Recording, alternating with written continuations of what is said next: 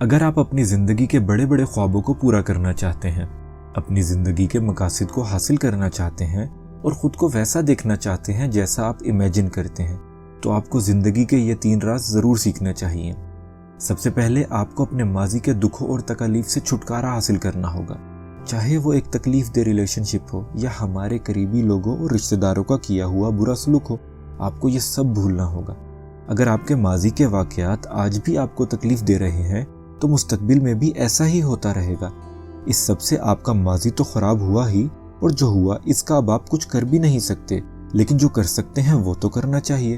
تو جو بھی ہوا اس سب کو اللہ کی رضا اور اپنی بہتری کے لیے بھول جائیں، کیونکہ اگر ایسا نہ کیا تو نہ آپ اپنی ساری زندگی اپنے خوابوں کو پورا کر سکیں گے اور نہ ہی وہ بن سکیں گے جو آپ بننا چاہتے ہیں۔